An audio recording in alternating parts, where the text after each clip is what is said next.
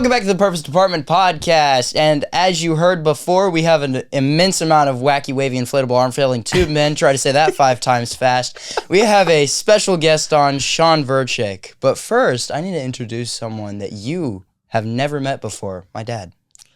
Never met me before, bro. Oh, wait, that was the other... You reversed it this time. How never did mind. You did Hey, that. Dad.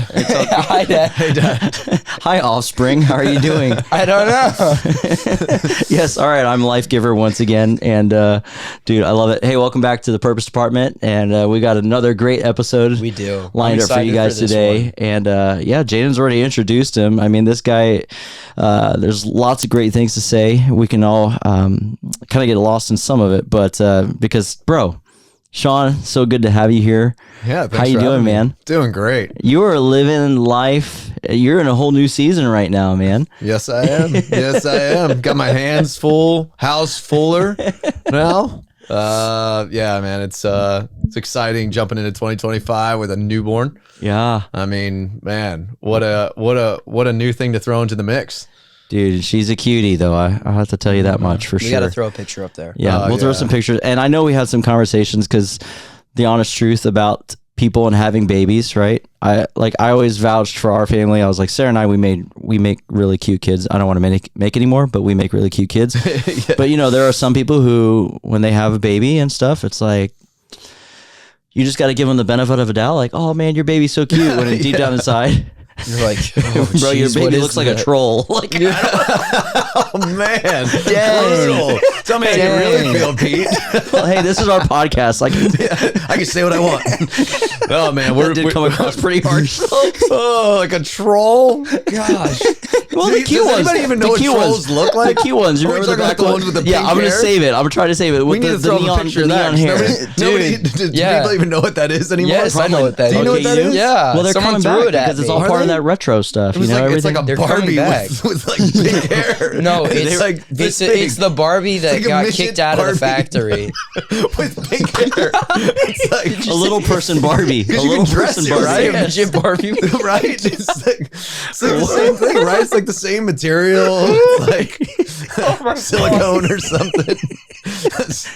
Anyway, The only thing about those dolls or those things are those creepy. things was how they always freaking mooned you, man.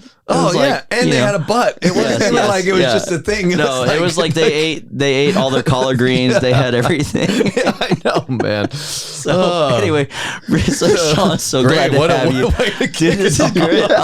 This is only going to give you an idea of where this episode's going to go, but it's going to be so good. We'll see what kind of voices and kind of infomercials we can create while we're doing this as well. Oh, great. Great. But yeah, Sean, absolutely love you, man.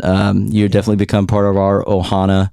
And since getting to meet you, and plus, I mean, dude, you're a Eagles fan, which also brought another level to your. yeah. That's like an extra level up because like you have like the normal level, you have like your premium edition, and you have your deluxe edition. Yeah. He's the elite. deluxe. He's This the is elite. elite. Well, This is I was elite kind of born status. into it, you know, Yeah. being Well, so that's- close to Philly. Like we didn't have a team, so I inherited it. Well, that's how it's supposed to be, Sean. Yeah, exactly. It's just Are you guys proud to be Eagles fans? very proud. Very. That's good. Yeah. Do you see that right there? There's a little helmet right Yeah, there's there. an Eagles helmet in here. I mean, that's. I mean, we told, what was it? Yeah, with you. Yeah. You learned he learned how to spell Eagles before he learned how to spell his name. That's great. Was your first words Eagles? Probably. No, Go we'll still say Eagles. Well, that was Dada. the It first still song. I mean, Dada. Makai's already singing the song. I That, mean, that he's was the just first singing that. song I ever sang. Yeah. Was the Yes. fight Fly song. Eagles fly. Yes, Yeah. yes. But yeah, I knew how to spell Eagles before. I knew how to spell my own name. That's great. So that started off my development great. I think it might explain a few things now, but Yeah. no, that started off. So my you grew up in a develop- quiet household. There wasn't any cheering or screaming at the TVs or anything. Oh like well, I've gotten better. that. Yeah, Let's just say that good. much. you sure? Yeah, no, he has gotten better. So yeah, Yeah, Yeah, I we're- mean, Eagles fans, you know, they have a reputation. yes. I'm not one of those who Yeah, will pelt. I will exactly. not throw snowballs at Santa, but yes, we do have Right a now. reputation. Yeah. And right now, hey. Philly. But anyway, so Yeah, you that's want to great. go ahead? yeah. Okay, wait. So if you've ever seen this episodes before, you know that I always do something special. Yes, Before because you we- are special. I know, Dad. Okay, sorry. So many people tell me that. I have to reaffirm that in you, boy. I know. You're growing up. I need you to know. And I'm so special. So I have a question, Sean. Great. You sure you're ready for this question? I don't know. So this question entails something that children, cover your ears. If the government labeled you a threat, if the government labeled you a threat and started chasing you, would you run or try to prove your innocence? And if you ran, where would you run to? Ooh, I like this one. This is fun.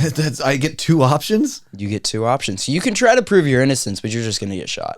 So Oh, so I have to run. basically, Why did you give it? No, you need to hear his answer, dude. well, no, here, I need to hear both of your answers.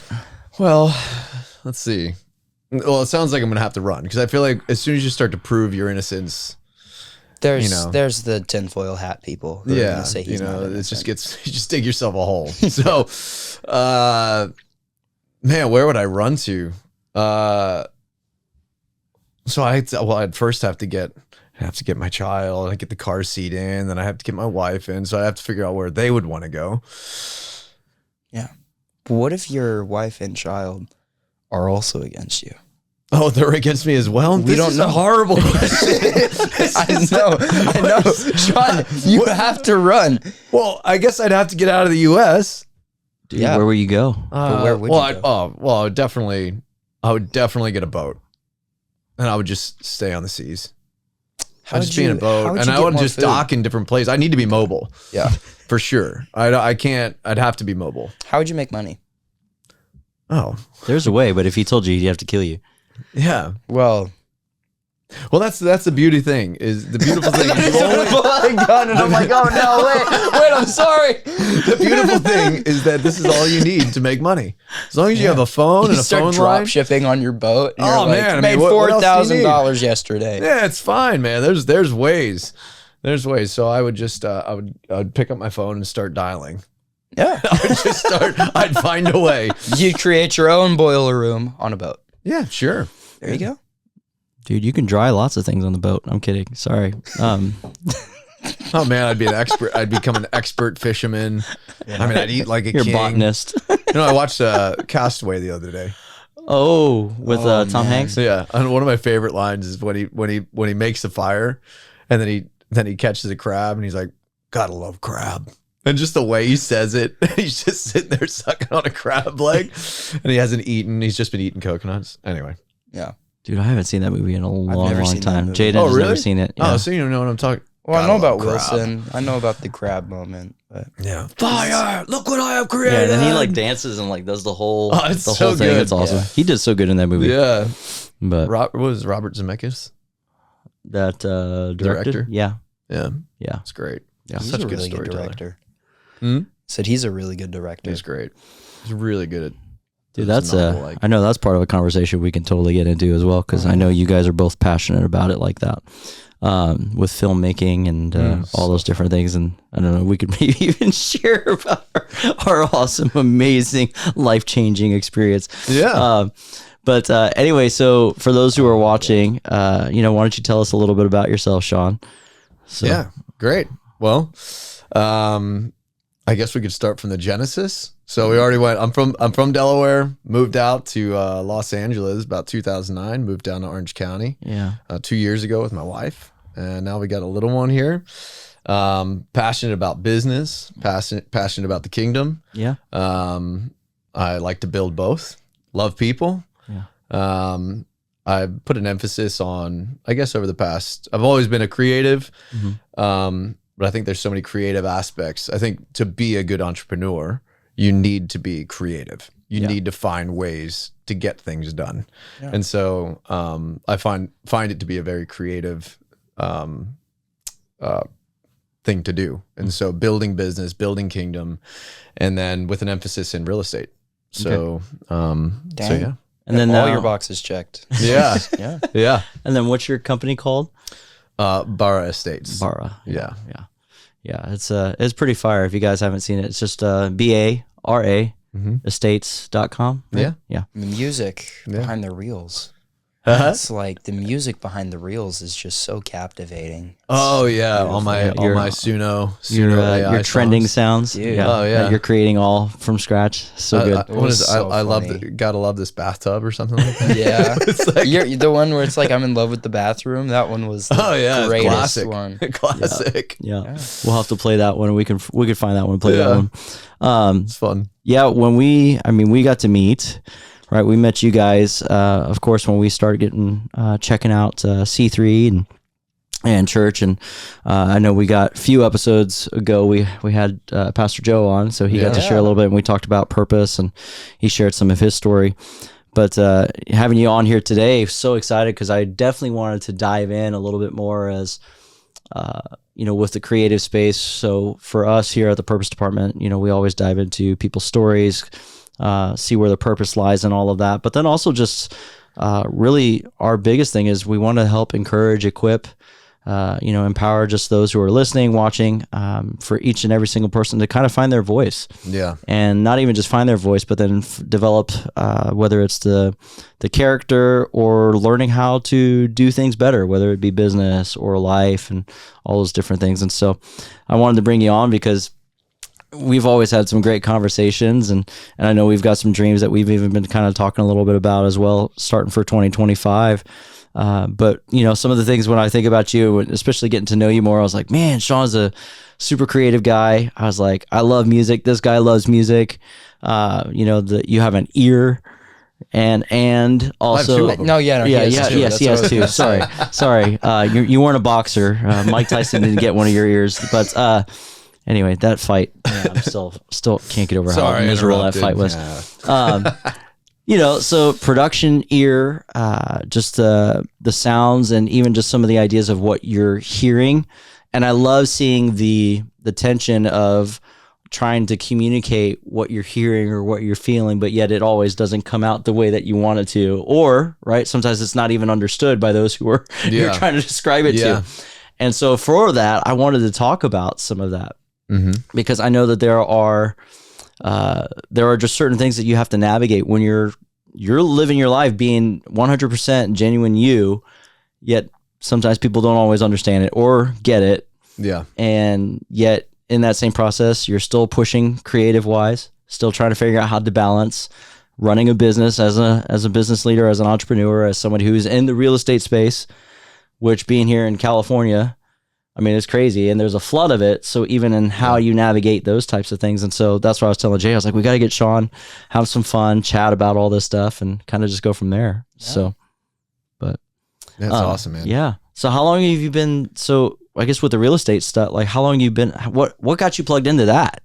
Coming from music and all the different things. Like, I'd love to hear kind of the story a little bit on that. Well, I, just all my life, I've just kind of like, I was always a yes guy. So moving out here from Delaware in 2009, I was coming out to pursue music, and to really get around. I think that doesn't matter what industry, doesn't matter what creative avenue you're going down, you got to get around people that are doing it better than you are. And so at that time, I didn't know. I knew I wanted to make a move. I knew that I needed to get around people that thought the way that I wanted to think, that had like a new perspective on things. So once I came out to Los Angeles, I started to get around, people that were like-minded, and I love people. So getting to know people, you got to put food on the table, So I've always kind of been, before I even moved out, I was always working 3 jobs. I was working a full-time job. I was going to, work another job after that job and weekend job. And I just loved getting experience, getting around. I was just like, yeah, I'll do that. Yeah, sure, I'll do that. Okay, what's that? Yeah, all right, yeah, I can do that. Hey, will you teach me that? And so that was just my mentality within, from my early teens to coming into my 20s. And so once I got out here, I had gone in a bunch of different industry elements. I'd gotten into TV a bit, working on productions. And then I had gone through some music things. I had done a tour and I was in different bands and this and that. Well, some of that dried up. And so I needed an opportunity. I needed money. And so I just started asking the people that I had known, hey, what do you need? Like, hey, do you need anything? Is there anything I can help you with? Is there anything that, you know, on the top of your mind? I don't care what it is. I can help you. I can do it. You know what I mean? So there was one opportunity that I had it was like it's so silly, but it was like a pantry or something. It was like, hey, I need some stuff organized. I'm like, yeah, okay, sure. Yeah, I can do that. Paying me X amount of dollars an hour. I was like, yeah, sure. That's great. You know, whatever. I'll do it. I don't think I had a car at that time. And so I think I was like, I don't remember. I was taking the bus and it was like up in it was crazy, you know, trying to make it happen, to make not very much money. I was willing to do whatever it took to get by, you know, at that time in my life. And so that actually blossomed into a relationship that opened up a bunch of doors for me within real estate, within filmmaking. Actually, something we got to work on recently, which is the IDA Awards, which I've been doing for like 12 years, 11 years. That was the 40th anniversary. I did the 30th anniversary, was my first one. And so it opened the door up to a lot of different industries, a lot of different relationships. So it was just literally about saying yes and coming in with a mentality of like, if I don't know how to do it, I'll figure it out. Yeah. And that's the creative aspect of it. And especially now, we don't really have an excuse to not know where to start with something. Right. I mean, I can go on ChatGPT right now and get a comprehensive guide on basically anything, on where to start, whether it's a business, whether it's a task, whether it's changing the tire on your car. I can find a YouTube video. And so when I was growing up, we didn't have that. You know, we had, you know, if I was working on cars, if I was working on lawnmowers, we had service manuals. Yeah, I was going to say what were they called? Haynes Auto Guide. The Haynes Auto Guides, yeah, which you could get for any manufacturer. Dude, I remember when I got my license and then I got my first car. I was like going to the Pet Boys and I was like, ooh, I should go ahead and get the guide on my car so if something happens, I know how I can fix it. 100%. And you know, it's funny, but even though we had those, I think I had one that came with a car that I bought. Yeah. But it's like the other day I was installing something for or Joe and I were actually working on something. We were putting a filter on or something like that on a sink.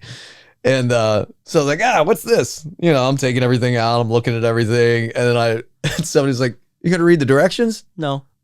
I'm going to put it on, then I'm going to read the directions. Did I do it right? You know, only if you're missing pieces. Then yes, or if it's then it like explodes later, and you're like, okay, so don't do that next time. Yeah, right. Yeah, because you know that's the thing. I think that's one of the big aspects of like, you know, whatever. You know, I got into real estate, and that kind of developed over time. It really didn't click for many years, because it was something that I had kind of grown up in. My dad was, you know, into building maintenance and engineering and this and that. And I think that it's overcoming the fear of starting something. It's overcoming the fear of like, you know, I can't tell you how many people like, oh, I have this problem. Okay, well, fix it. Well, I don't, you know, start somewhere. Yeah. Start. What's the worst you're going to do? Make it broke? It's already broke. Yeah. What are you going to do? Make it worse? Start somewhere. At least begin. I think that was you know, my dad always said, because you know, if I didn't want to do something, he was like, you know what? If you put your mind to this, you could do that. You just don't want to. You're choosing not to figure this out. You're choosing not to do this. You know, if it was a chore or something, obviously I'm going to fight against chores and this and that. But it was putting my mind to something and saying, okay, I know I don't want to do this. My body, I don't want to do it. I just don't. There's many other things I'd rather be doing. But it forced me to get into the mentality of, even though I don't want to do this, I have to do this because he told me I have to. I don't really have a choice in this. Mm-hmm. And so I think it's so much of what we do, whatever the industry, whatever the thing is that we want to tackle, it's all about believing that, you know, it's choosing that mindset of like, you know what, I'm going to ask questions. I'm not going to allow pride to, you know, but I'm also going to start and dive into that. You know, I'm going to dive into that thing. whatever it might be, and that's kind of like always been my, I just start I remember as a kid just taking things apart. Yeah. I have a video of me, the whole nature versus nurture thing. Like it's kind of interesting because it seemed like all the toys that I got were like lawn tools.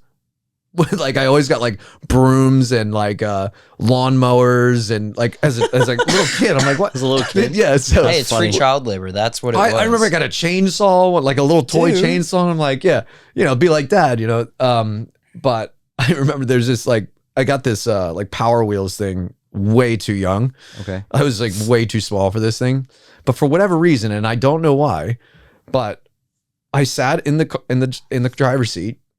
I got out. And it was a Power Wheels. It was a Jeep. Okay. And so Jeeps have the hooks, Yeah. to take off the hood. Yeah. It had those hooks on it. And I was only a couple years old, and I got out of the driver's seat. I went to the front and I unhook each side and I lift the hood. I had to see what was under the hood. And that's been like the motto for my life. Like, see what's under the hood. Take this thing apart, like set, like if it would even goals. Like, I want to achieve this. I want to go, this is a value and this is a goal that aligns with that value. Okay, well, let's write that out and reverse engineer it. What's under the hood of that? And let's get to those steps so that we can get to that goal, whatever it might be, So anyway, so that's a long answer to a one question. Yeah. No, That's really good. And I think like that applies to many things because I build models and I paint them and do all that stuff to them. And kind of like what you said about like manuals and like not reading it, just doing it and seeing if it works. I've done that a few times. And it's like something you do need to read the manual for, but it is better whenever you just don't read the manual. You just try to do it by yourself. It's kind of also with Legos. Like, imagine trying to build a huge Lego set without reading the instructions whatsoever, just doing it by eye. You're screwed. Like, yeah. Yeah. It's just, there's some things that need a manual, but it's so important that you just see what's under the hood, that you just see, okay, this is how this goes together, and kind of like train yourself to be curious and learn how to work with something whenever you don't have the right tools for it. 100%. And that, the funny thing about a manual, because I love manuals, most people skip the first step, which is to see what's in the box, to lay out all of the parts and make sure that all of the parts are there so that by the time you get to step 8, you're not like, wait, where's this bolt? Did I lose it? Or is it still in the box? Or is it still in the box, or is it missing? Very rare is it missing. Yeah. Most of the time we never knew it was there because we skipped step 1. It's IKEA furniture. What's that? It's IKEA furniture. No, 100%. And that's that one. I had a mentor when I was young. And he's still a friend today. My buddy Matt. He taught me a lot. Like, really, he's very detailed oriented, and he would go through, the first step was literally laying out, pieces to things before you assembled it. And I just think that like that can go into so many different elements of things that we want to pursue. Like lay out all the pieces. Like, make sure that you have things like obviously a mentality is going to be really strong in this. Make sure you have people around you that are going to help to either encourage you or help to teach you or mentor you through a particular venture, a particular thing that you want to go into. Make sure that you have the tools. Do you have the tools? Did it come with the tools, or do I have to go purchase tools? Do I have to make an extra trip to go get that special bit for the screwdriver, or did it come with that? And so making sure that you have all these elements in before pursuing something, you know what I mean? Like, it's not fear, but it's being prepared. I think that you can, preparedness gets easier with time. Like for instance, like as a worship leader, like I can, I've done a lot of work within different, whether it was recording vocals. So I worked a lot on different delivery elements, I know kind of where a chord change is going. I know I can hear kind of different elements of it. So those things I don't have to prepare for as much, So I'm able to put an emphasis on spiritual readiness, and so, once we can develop those methods, preparedness just looks different. It takes just as much time, but it looks a little bit different as you get further down the line. As you get further into, if you built 20 different Lego models, eventually you're going to start to learn how that company is designing things. Okay, they've done this before. And it's like, so that must go there. Right. And so there's an intuition that's developed after time. You build your intuition and you build your know-how through experience. 100%. You won't just know something instantly. That's exactly right. But you still don't ever skip that first step, which is making sure you have all the things in the box, because that's the rudimentary thing that you have to start with in that. Yeah, I think no matter which angle you approach it from, if you're creating something from nothing, you still have to determine, oh, okay, I've got this idea. Well, what are the tools or what are the things that I need to have in place so that I can now carry out and bring something to fruition that started up in my head? 100%, yeah. Whereas if you're going to an organization or you're looking at a team or a system and you're needing to rebuild it, you still need to assess and look at what you have, what has been used. Yep. So then you can somehow then translate and gain an understanding of what was the mental thought processes that was implied to these things so that you could carry out or accomplish what you were trying to do. Totally. Yeah. And so I love that. And I think that was probably one of the main reasons why too, you and I, like, we get along so well, because our brains, like our synapses, the way that we look at things and picture things, there's that creative juice and that gifting and that flow, but then it's also understanding, okay, well, what do we have to work with? What's the goal? What are we trying to do? And I love that idea too, as far as not being stopped by fear or maybe a lack of understanding, but then understanding that you have the opportunity to learn something and to stretch yourself. Yep. And that if you don't have an answer, sometimes it takes a little bit more discipline, or it takes a little bit more commitment, in order to gain what you need to understand so that you can now start actually doing something and making something worthwhile. Yeah. So I love that. Yeah. Yeah. And I love that. Like, even,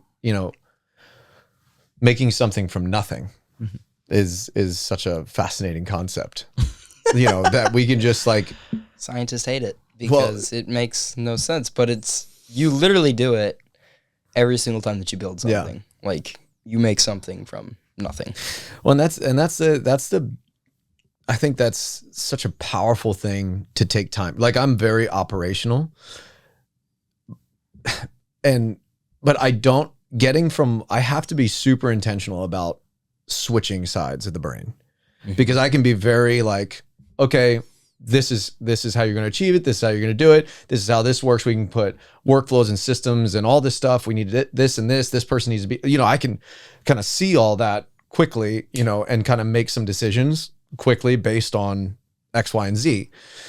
But it's being really intentional about getting to that side of the unknown, the side of the brain that you're, it's something that has to be practiced and worked on consistently. It's kind of like if you're taking a Sabbath, like if you're taking a rest day, on a Saturday, and maybe you do it once a month, like, that's not going to be a very good rest day. But if it's something that you consistently do, like if it's a daily practice that you do, where you like take 15 minutes out of your morning, 15 minutes out of your evening to rest, and then you take that one day, it's going to be easier when you have a discipline of rest, so that when you get to that rest day, you kind of know what that's like. And it's not like stopping cold turkey and be like, okay, I got to rest. Okay. But all this stuff's in my mind.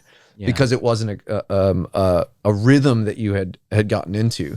And I think that's like with the mind, to get into that creative rhythm, and to be able to seek inspiration and kind of shut the brain off and let it dream.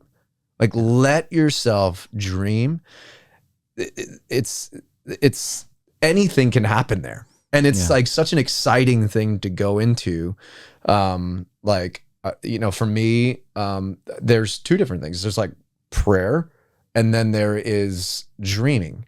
You know, like I love getting into that space mentally where my mind is just, you know, connected and free, and then going to a dream space where I'm just like inspired by like everything that's in front of me, and my mind can just start to flow. Ideas come.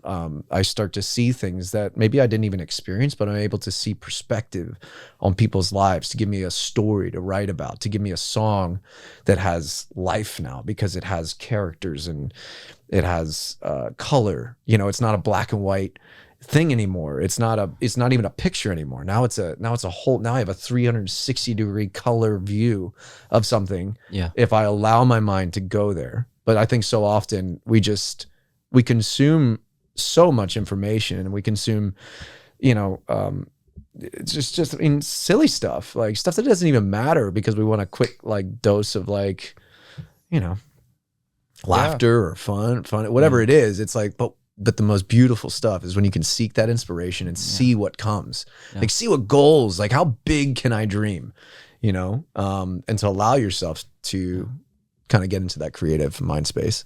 Well, and what you're saying too really brings to the forefront for me as far as the idea of preparing. Mm-hmm. So when you were talking about when you prepare your mind or prepare your day or set up a habit or a schedule so that you can now rest, or so that you can now create, or so you can drink, I was gonna say think. Oh, I mean, hey, Come on, somebody. Somebody, yeah. You know what's on my mind? I'm starving right now. Yeah, no. But anyway, no. Reminds me of Bush. But you know, you have to prepare in order for you to then carry out and then allow yourself that margin or that space to then actually accomplish or kind of bring to pass what you're thinking about or what you want to learn or grow. Because there's something really special about preparing a situation or preparing yourself for what's next, or for what you want to, for a goal, or just whatever you want to set out. So if you want to really take advantage of resting, or you really want to take advantage of having that creative mental time, or take advantage of, man, I don't want to be so stuck in the business, but I want to think about the business and on the business and build the business. You have to prepare and put yourself in that right playing field in order to maximize that moment. Because if you don't, the times that you do try to do stuff, you're not functioning properly. You've got way too much. And then what ultimately happens, right? You can work on those. I would see it those three ways. So you really prepare so that you're be able to operate at an optimum operating level, or whatever, you know, to accomplish what you want. 2, you go in there frazzled and you just try and you force it and you really take steps backwards and not get anything done. Or 3, your body breaks and you just can't do jack squat. Right. You know? Right. And so I think from that creative space, and for us as humans and different things in the way that our mind works, there's something really special when we actually do and learn how to find a way to push pause on certain stuff so that we can then set ourselves up for the right thing. Yeah. Yeah. 100%. I think that, I think one thing that I did a few years ago, was to do, you know, everybody's trying to maximize time, but I want to maximize effectiveness and efficiency. So like I can try to carve out every second of my day and say that at this time I'm doing this, at this time I do this, and at this time, but what about like, okay, so I'm not an admin guy, right? Yeah. So admin is not something that I enjoy doing, but I can do it because I have to do it. And there are certain times of the day that I am more effective at doing it than I am at other days. If you ask me to do any admin at 2-3 o'clock in the afternoon, forget it. I'm done. I'm tired. I've had it. So I've really carved out, like, when am I most creative? When am I most effective in creativity? When am I most effective in admin? When am I most alert for calls? When am I the most tired? When am I the most restless? And I took that and I figured out where I can rather than I can block out my days based on my energy towards specific types of tasks, rather than trying to force myself into, like, some people are very creative at night. You know, Yeah. I can be, but I'm more creative in the mornings. Yeah. So that's when I'm most creative. And that's like usually typically when I first wake up, you know, if I'm, you know, around, I get up at 5 o'clock every day. And at that time, that is when everything's the most quiet. There's nothing going on. And I feel like my mind can just, I can sit with a cup of coffee and I can read something and my mind will just blossom into color. And I love that. And I know that about myself. And so taking those different blocks in the day to put certain tasks into, you become more effective, you know, because I'm not checking email 100 times a day, all throughout the day, and like saying, oh, I'm going to answer this and that. I'm scheduling my calls for a specific time because that's when I'm best at that. I really try to block out days to be intentional about creativity, intentional about being prepared. Like Mondays, I even block out weeks where Mondays is my day for preparation for the next week. So I'm preparing for the week and the things that have to happen. And then I'm preparing also for the next week. It's not pipeline, but it is, you know, making sure that I'm staying on top of everything. Yeah, it's just forecast planning. Exactly. You know? Yeah. And I think what you're even talking about too, for a lot of people, we struggle with it, but it's what I call just doing a time audit. Yeah. You know, not getting stuck in the weeds as far as, you know, labeling every minute, every half hour, every hour, all that type of stuff. But human body, right? We're all machines in some way, shape, or form. The way that our bodies operate and function, we need to have rest. We start breaking down. We need to have nutrition before we start, you know, brain fog. Like we've got to drink liquids, all those things, keep ourselves hydrated so that we're operating at a high level. But even in then, I look at it as like a vehicle, like a car. You've got, your body can only run at so many high RPMs for so long until either you've got to back down, you've got to pace yourself, you've got to find cruise times, you've got to find those moments when you rest and you break. And I think doing time audits and really looking at your personality and maybe even taking those moments to say, you know what, I've never really thought about it this way. Yeah. But man, what are the things that I do throughout the week or throughout the day that, wow, I waste time, really, really waste time. Yeah.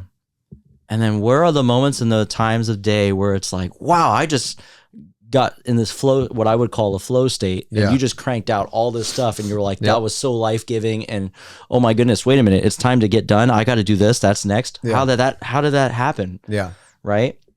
And so figuring out what are those peak moments, those peak times, those peak windows where you find yourself really, really like blossoming and blooming into something that's just awesome. You know? Well, and I think that you kind of hit the nail on the head too, is we can go through life, experiencing things, feeling things, you know, battling things. And we could just kind of go past it, or we could say, why was this time different? You know, like, why was I so effective in that? What did I eat? How did I sleep? Like, where was my mind at in that time? Did I have any distractions? Like all these different elements that you can get into to reverse engineer that, to say, well, this is a really productive time for me. What was different? And how can I repeat that? Yeah. How can I take that and model it, you know, into different elements of my life so that I can be consistently effective? Because we want consistency, you know, and that's one thing about us and humans is that, we are like a machine. We can run, you know, at 6,500 RPMs and get tired and need to take a break. But the cool thing about it is that we can go through seasons of running at 6,500 RPMs, and then we can grind through and we can push through and we can be exhausted, and there might be a bit of a down season, but that next season that comes, our max RPM are no longer 6,500. We've been stretched. our capacity has Conditioned, grown, yeah. and now we're able to run at 10,000 RPM. Yeah. And that's and there's a point that I love was that you can run a 6,500, and then you can grow to 10. You can keep stretching and learning, and then there's a point where you say, I want to learn to do this. I want to learn to do the same. I want to be able to achieve the same amount and run at 3,500, a nice steady stream. I want to go into that overdrive at going 90 miles an hour, running at overdrive, but I'm at 2,000 RPMs. But I'm doing the same. I'm capturing the same. I'm moving the same amount of mileage. I'm going just as far down the road, but now I'm on overdrive. So I'm running at low RPMs, but accomplishing just as much because I've taken all that I've learned, all the knowledge. You take all this stuff that you've learned and all this capacity, all this stretching and all this, and you start to put that into building people to begin to raise their capacity so that they can begin to run as operators within your business, or you can empower other creatives, or you can do this so that you can do actually more business, but do it better. Yeah. And that's kind of like the beauty of it. Like our capacity continues to rise, but we are able to kind of crank down to run at a lower stress level. It's different. It's a different type of stress level, which is kind of exciting too. Yeah. Like we have that ability. Yeah. It's like limitless, which is so exciting. I think it's the different kind of stress level, but then it's also a different way of following through and acting out on things as well. Yeah. Because in order to get to that point, you've got to learn how to raise up people. Mm-hmm. Especially as entrepreneurs and as business owners and different things there too. There comes a point of having to give certain things away. Totally. Yep. Totally. And so I know for me and you, and I know Jaiden as well, like we're big collaborators. I thrive when I'm in a collaborative space. If I'm just sitting working here by myself all the time, I would go crazy. Yeah. And then I end up finding myself getting sucked into these zones of like, oh man, I didn't really accomplish too much because I got stuck, on a dopamine hit with Instagram or whatever it might be. So it's the idea of knowing yourself, figuring out how your mind works, how you think, but then now understanding, okay, these are the types of things now or people that I need to start or systems that I really need to start bringing in to then help me so that I can actually operate. Because I've determined for myself, my prime space to flow in is at a certain altitude. You put me in a situation or a certain opportunity and I get to operate and see with a particular lens, I could do it all day. Right. And I'm not keeping track of time. I feel like my energy levels are through the roof. Yep. And I'm not depleted. I'm actually ready to keep going or excited and looking forward to when I can do that again. Yeah. But then you put me in the wrong situations or the things that I haven't built the right support around me. Right. Then it's like, dude, it's death. Yeah. And you're exactly right. It is who you surround yourself with, and that's like, we don't always get to pick the people that we are surrounded by. Sometimes people are just around us, but when we are surrounded by, when we can still carry like a culture with us, when we can still carry an attitude, we can be thermostats, not thermometers. We can bring in this level of encouragement into a space where it might feel like the space is robbed of that and it's filled with control and dominance wherever it is. But if we have an opportunity to bring in some fun, bring in some lightness into a room where we can start to see people that were once maybe squashed down and silenced to be able to open up and thrive. Like that's ultimately like, because I think that you and I are similar in the sense of we are fueled by people. We want to be around people. We want to see people win. Yeah. We want to see people thrive. We want to see people successful. We want to see people with, thriving relationships, thriving businesses, thriving parents and marriages and confidence, youth, all this and stuff. all the different things. Yeah. All that stuff, like where they can, it's not always easy, but, they have enough things to like keep them propelling forward. And that looks a lot like being around other great people that are going to, lift them up in those moments. So anyway, I love that, man. Yeah. Yeah. No, that's really good. I like what you said about like limitless, like how once you get into that flow state and like kind of once you get into that mode, whenever you're going 200, what'd you say, 2,000 RPMs and you're still getting the same exact like mileage and the same exact speed.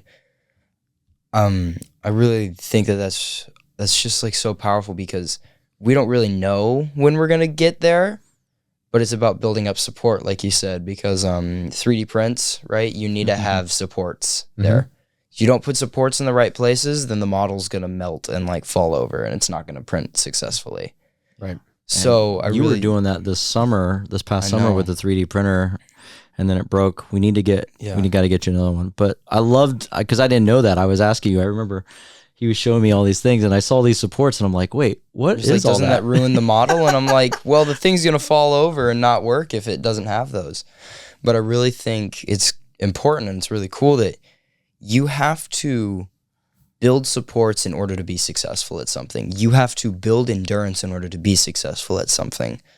Like, I'm not going to be good at guitar as soon as I pick it up. I'm going to have to build the calluses. I'm going to have to learn the songs, which is a pain in the butt. Like, I just wish I was the kid from August Rush and just got it instantly. But you have to build the calluses and you have to practice. And that's like the only way that you're going to get into that flow state where you're going 2,000 RPMs or you're like spending, or you have like less amount of stress and you're just doing the same amount of work. Yeah. You have to really train for that. And the best way to train for that, I find, is that to surround myself with people that want to train in it with me. Yeah. So that's great. Yeah. And I have noticed that this school that I'm going to now is very project based. Most of it's project based. And whenever I get to work with a group of people, I like skyrocket in my productivity. I mean, like, sure, we might take a little bit longer to do some things because we're like, talking a bunch, but no shame there, man. I'm so fun though. Like, sure, we might take a little bit longer, but our product that we create and the stuff that flowers out of collaboration is so much more stronger because it has more supports and it has more know-how. Right. So I think it's very important because if you want to create something, you can put all the supports that you want and that you can handle, but you need someone else to help you put supports on it as well. Mm-hmm. Like, you can't just leave it to stand there with a few things. You need to put everything that you have, and you need to invite people to come and join you in the process that you're creating, in the process that you're just doing stuff. Yeah. Yeah. And it's, the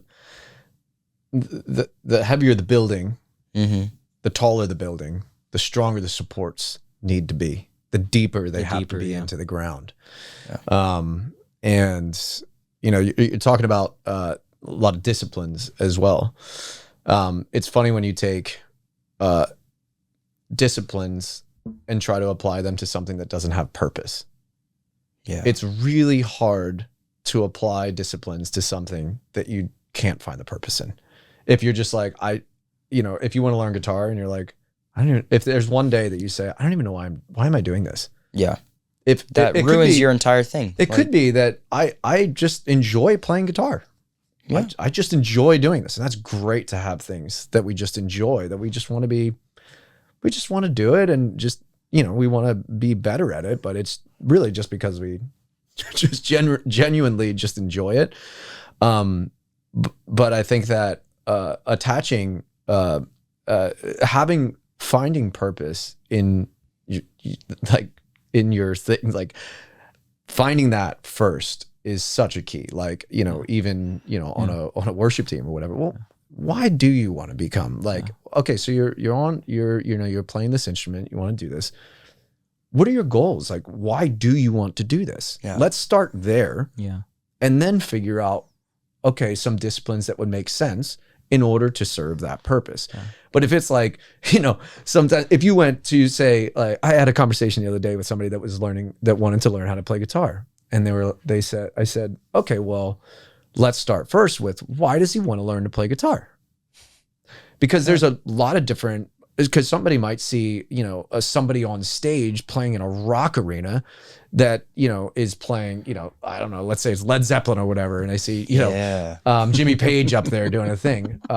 Or they might go to like the opera or something and see someone doing very technical things. Or they might see a YouTuber that's playing a song that they love around a campfire. And they're like, so what are your goals? Like, if you just want to be the guy that can play the songs on the radio around a campfire with his friends, well, what's the point of going down the road of all of these things that don't align with the purpose you're doing it in the first place? Yeah. So like, great, I want to learn all the scales and learn the fretboard and learn this and that, but you don't want to be a session musician. You need 4 chords to learn to play the songs on the radio. So let's just start there, you know, and figure out why you're doing it, what your goals are within it. And then maybe once you get to that point, then it's like, oh, you know, I want more. Yeah. So your goals change, and that's okay. Yeah. But I think like taking those baby steps and really figuring out where the purpose lies within what it is that we want to do or accomplish is so important. You know, because then you can develop disciplines that align with that purpose. I think you hit it right on for sure, because I look at it too this way. When you know the why or the purpose behind it, then it'll drive you and it'll actually stir you on to go deeper. Yeah. Whereas, for instance, going with the music analogy, there are some people out there who they think that's what they want their purpose or their goal and stuff to be, when in reality, maybe for them, to be honest, that is like a creative release. Totally. An outlet. Yeah. And I think there's a huge difference for that, because I do believe that there are some people out there who have gotten misled or maybe misunderstood even their own path to purpose, as far as thinking that that's the route or the avenue that they've got to go, only to then find themselves getting burned out, or even getting completely just like angry or discouraged and hating the whole thing in the process. And now they push it away. When in reality, if it isn't fitting for their purpose, it doesn't mean that it's not a great personal release point for creativity to flow. That it's one of those things that if they understood it that way, like, oh, okay, I'm just going to be more of like a hobbyist and I get to do this. Why? Because it keeps me sane. It keeps me happy. It fills my tank so that I can then stay full while I devote my energy and my time and my focus towards these other things. And there's nothing wrong with that. Nope. But I do think with culture, social media, and even a lack of understanding from people who we've invited to speak into us, it ends up driving us to thinking that we've only got to go down a particular path. And when you start going that way, there is no off ramp. Yeah. Totally. And now we all get jacked up because it's like, you know, and we throw away these precious things that are actually gifts. Yeah. That are, some of them are just meant personally for you. 100%. Yeah. So, and I think it's so good to ask yourself too, like when you're doing something, like something I started, because I'm a rabbit hole guy. Like we've had conversations. I just start reading stuff and I'll go on it. You go down the rabbit hole. And I'm like, I'm gonna just learn as much as I can about this. I'm gonna study it and I had to stop myself because I found myself doing this, and I would go in these loops. Like I just go down these wild rabbit holes. That's what I do with World War II stuff. Like I will sit there, like find a video, and I'm like, huh, that looks cool. I'm like, what's that secret Nazi weapon about? And then I watched the 30-minute video. And I'm like, that was really cool. So I searched for more. And then it's like I spend 6 hours like looking at all this stuff, and I'm just like, now I have to go tell it to somebody or else I'm going to feel like I wasted time. Well, and some things like history and stuff like that, it can be interesting. Like you can go down like different rabbit holes to like learn about history. As long as it doesn't cost any money.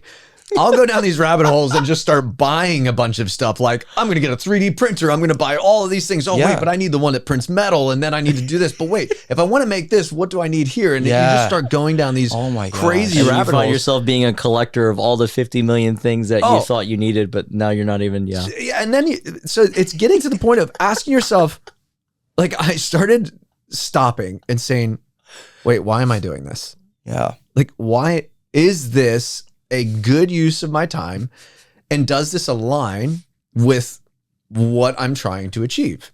Does this align with my goals? Does this align with my purpose? Or is this a distraction? Because, you know, like that can be, you know, like, and I think that changes. Like there was a time that, and I still enjoy it, but like cars, like I've always been a big car. I love working on cars. I love, you know, there was all my life I'd always been in that. And so, you know, but I found myself kind of going down rabbit holes with certain things within cars that I had. And I just kind of didn't, number one, I didn't really enjoy it that much. And I found myself wanting to do other things because I had just changed. My goals have changed. Maybe I actually had goals when at one point I didn't. And so my goals changed, and I was letting go of things that once interested you. Like I had to get to the point where I was like, I actually I don't really enjoy this particular thing as much as I thought I did, you know, and letting go of that so that you can focus in on the things that align with your values and your goals. You know, like that, I think that like a value for me, like time, like flexibility within time to be able to spend it with the people I love is a very important value of mine. And so my business goals have to align with that, which looks a lot like not doing more business, because you see a lot of people doing more business and they have no time. The only reason I do business and to go down different avenues to make money or whatever is so that I can have more time. Yeah. You know, because I want to spend it with the people that I care about. And so it's, how do I do business more effectively and do it better? Not how do I just do more business? Yeah. How do I produce more product? How do I do that? Well, that can eat you alive. If the thing that fuels me the most is people and my friends and my family, like that's what I want the most. And so whatever it is that I'm doing has to be able to open up the doors for me to be able to have more of that time. Yeah. You know, because the things that I spend the most time, like, you know, within like building a kingdom, like building, you know, being a leader within a church, it's like that's not about making money at all.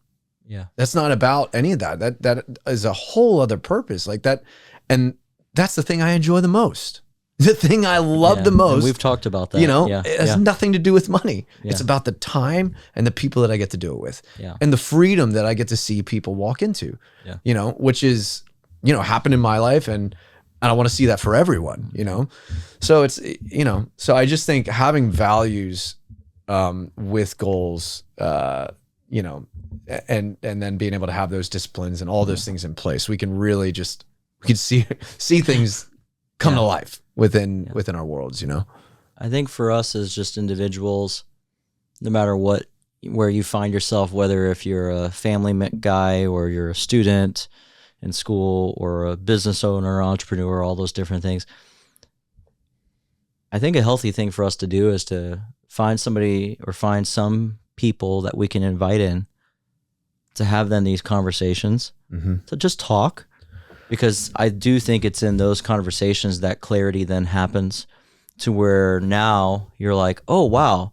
Because I do think, especially with culture, we get stuck into this whole idea or this belief that, yes, we've got to do more.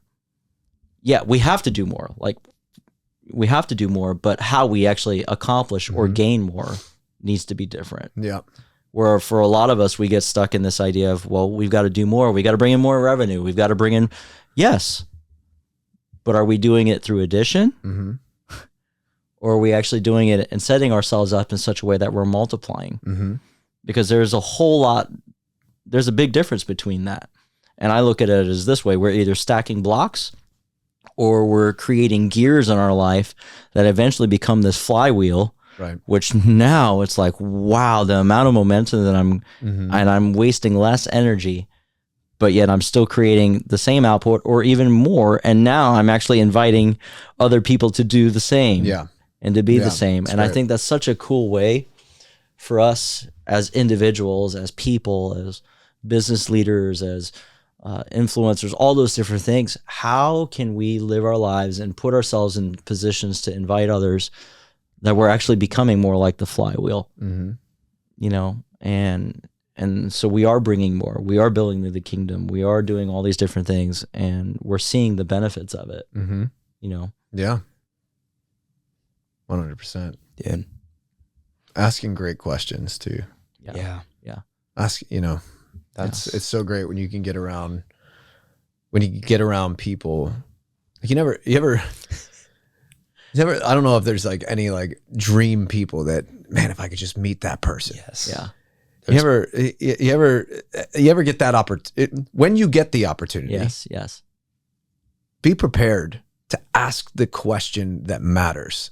Yeah. You know, and if we can treat every sort of like, you know, little small opportunity, small interaction that we get with people that may be a bit further ahead in different areas of life or whatever. But if we can start asking the right questions, better questions, you know, like we can really that's how you get the right answers. That's how you get better answers. That's how you start getting ahead. Like I would say even a great question to ask from people that you've maybe been building relationship. Hey, you know me in this area better than everybody. Where are some areas that I think I'm better than I actually am?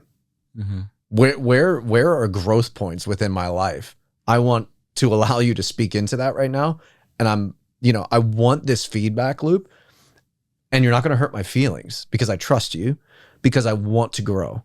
You know, people that are further ahead, man, if you could ask, hey, you've been watching me do business, or you can watch me build a podcast, or you've been watching me do whatever. And you've seen me do it for X amount of time. You know, where are some areas that you're seeing that I'm lacking in? And, you know, having that feedback loop from the people that are around you, man, like exponential growth. You want to talk about multiplying things within your life. You don't even have to figure that one out. Yeah. You just have to listen. You just have to ask the question, and then you're getting direct feedback, you know, on areas that you can improve in, you know, and then sit around, you know, I'm the guy that like sits around analyzing things. All right, well, I didn't do this. How do I do that better? You know, this and that. When I could have just said, you know, hey, Pete, like we've had several conversations about this, and I just feel like I'm missing something in this. What do you see? Yeah. Man, how useful would that be in my life, within my business life, or my marriage, or my friends groups, or my, you know, as a leader in any particular area? You know, man, that's such a useful tool. You know, we can get in such a rhythm of just like, we're just doing it and talking about things and talking about the things we're doing, but we're not actually creating feedback loops within each other's lives. I mean, maybe it's not even we're in the same industry, but man, what perspective could you gain from somebody that's, you know, running a tech company and you're running a creative company? Well, you know, if you had that relationship and they're able to speak something, you know, I see this gap that I think you guys could really work on, and vice versa. Your guys' UI is great, but your creative sucks. So, you know, let me come in and help you here, Ed. You know? But you know what I mean? So just creating feedback loops within your relationships of trusted people. You know, if you're surrounding yourself by good people, and that you trust, which you should be. Like if you're the average of the 7 people you spend, seven people you spend the most time with, like make sure those are good people. Yeah. Those are strong people, and that you're not at the top, but you're right in the middle. You're pulling people up, and you're learning from the people, and other people are also pulling you up, and create those feedback loops within your lives so that you can, you know, be intentional about your growth. Yeah. Find points that and areas where you can improve. Yeah. I love that. That's really good. Yeah. No. Yeah, dude, I'm just processing all that. That's really cool. And I feel like once you start asking questions, don't ask stupid questions. I mean, like, there's no such thing as like a bad question, but there's like obvious questions, and then there's like questions that you know the answer to. You just asked it a different way. I'd say, like, if you ever find yourself in a place where you want to ask a question to someone that's like, it's an important question, make sure to formulate it. Like, don't like overthink it, but just say what's on your mind and then talk through it after you ask that question. Yeah. Yeah. And I would say it just goes back to preparedness as well. Yeah. I think one of the things that we did as a in my band days was Band-Aids. Band-Aids. Your Band-Aids? My Band-Aids.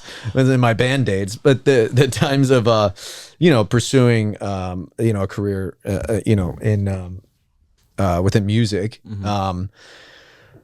There was a creative process to it, but there was a business side to it, And so one of the things that we used to do was we used to sit down and talk about the bands that we liked, but then the people involved in those bands, the people mixing those records, the producers producing those records, the A&R, and the labels that are signing them, the managers that are signing them. And we would start to take those and we would really look into them. Then we would look into that management firm, and we would look into that agency booking. We would look at them and then say, what other kind of artists are they booking?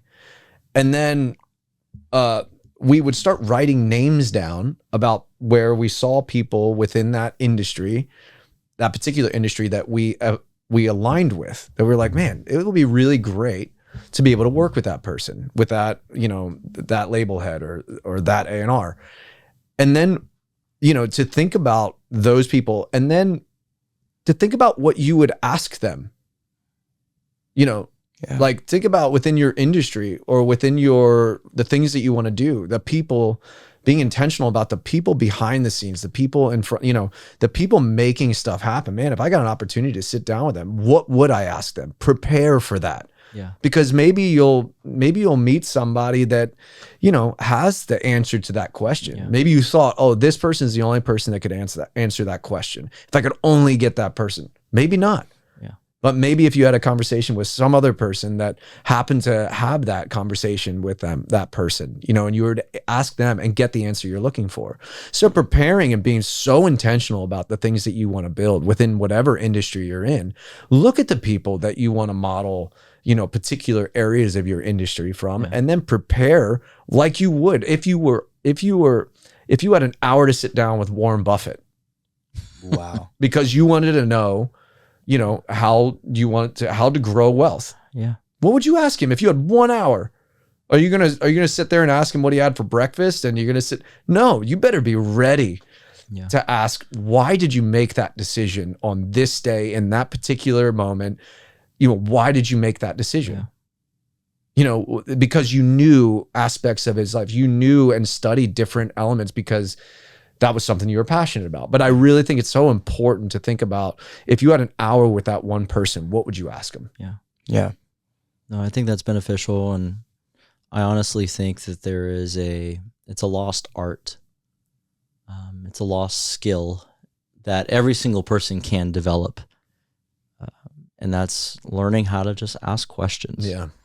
I would go as far as there is no stupid question. It's just what are the questions that aren't being asked? Stupider questions than others. Yeah. They're just all questions. Because, and the fun part of it, I think, of questions is they're mining tools. Yeah. How do you get deeper? How do you expose? How do you figure out what are the strengths, what are the weaknesses, what are the opportunities, all those different things, right? You can go SWOT, whatever, threats and stuff like that, but just asking questions, being able to take the time to even observe within yourself, right? Wow, what are the things that I'm not seeing right now? And just helping yourself learn those things. Because any conversation, any person that you meet, it doesn't matter if they're Warren Buffett or not, if you learn how to ask the right questions, you can learn anything. Yeah. Yeah. Absolutely. And so, especially just thinking as a creative, when you think about being a creative, you're asking questions Every single day. that are spurring you on to now either create something or to make something or to bring yourself into the right situation for thoughts that you're already having. Yeah. And so now it's learning how to verbalize those things and actually put those into a physical form of now you can act it out. Yep. So, dude, Sean, this was fun, man. Thanks for coming on here. Yeah, thanks for having me. It's a meaty episode. Like, there's a lot to take out off of just this. ranted the whole time. No, it was so dude, good. this And was really good. I know we had talked about a couple other things, but I was like, this has been good. I've really enjoyed this one. And I know this is something that for our pod and stuff, we really want to really dive into certain things of how we can just equip and empower. I think it'd be fun we got to do an episode of just developing how to ask the right questions. We should do that with Sean. Yay, that Hey, sounds Sean, good do you too. want to be on that episode? Well, it'd be nice if I could prepare for it. Yeah. Nah, we're gonna do it right now. No, Great. All right. We're gonna do it. Give me I want like one of those boards with like a fold behind thing. Oh, dude. And we could just start drawing pictures Dude, and that'd be making great. diagrams. And, I love it. All right, Love you guys, it. let's Yep. whittle it down to its finest form. Like It's gonna be our Pictionary Yeah. episode, yes, guys. Yeah. So It's great. Awesome. Well, thanks for having me, guys. It was Yeah. awesome. You know what? You guys are great. I think I want to end this episode with another question. Let me fail at answering this Hypothetical. question. No. What is one time that you would want to go back to and ask a question that you never did ask? Like, if you remember this one time, like, what's one question that you want to ask this one person? Like, it can be anything, but you forgot to ask this question. What is the one thing you would ask that Oh person? man. that's a deep one, dude. I don't have a deep answer for this particular one, but it's just something that for whatever reason I remember it, and it's so silly. So I was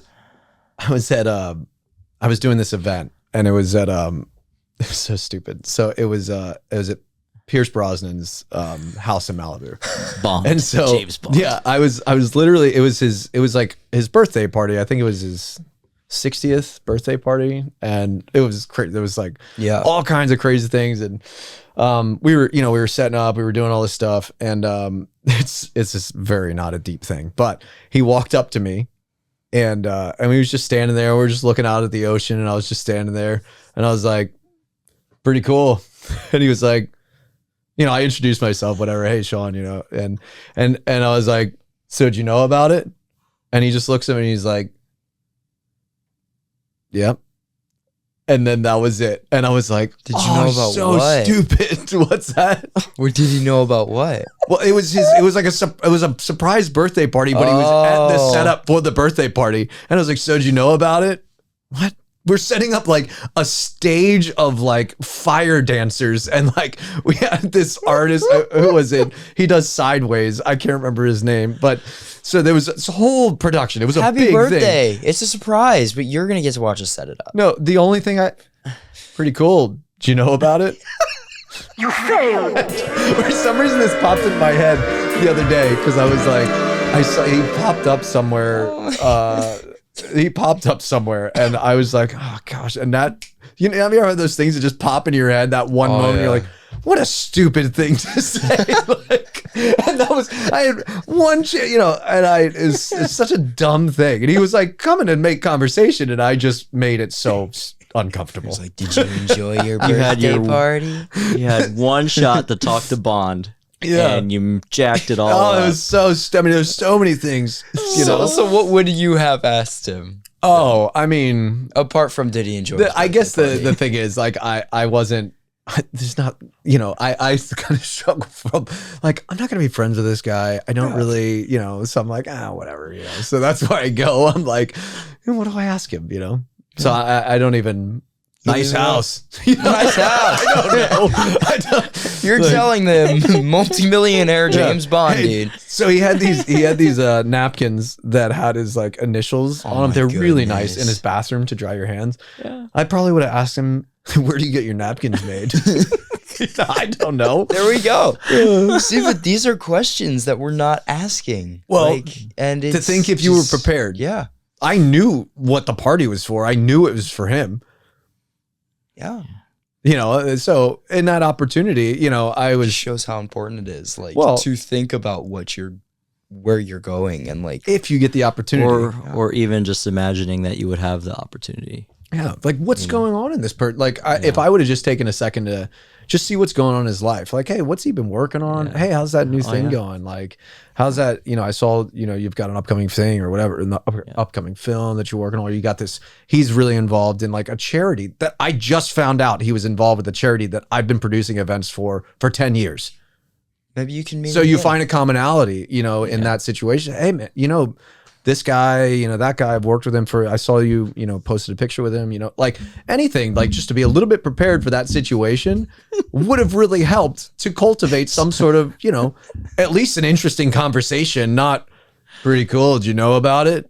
Well, next time you, You see mean the him, party that I'm watching set up at my house in front of me that I paid for? Yeah, I knew about it. You know what I mean? So anyway, not a deep answer for you, but good. But hey, that's- when you meet him again, you can start it out with those same questions because you can be like, "Pretty cool, huh?" yeah, right. I didn't know, but guess Yeah. what? I'm ready now. Can I Yeah. ask you a question? No, sorry, that conversation. I actually remember the conversation I had with you at my house because it was so pathetic. Oh man. But anyway, love it. yeah, That's good. Awesome. Well, Awesome. hey, Hey. let's sign it off, man. All right. Thank you for watching the Purpose Department podcast, and thank you, Sean, for joining us today. I really like this episode. This is gonna be fun to edit. All right, so thank you for watching the Purpose Department. Be blessed and have a great day.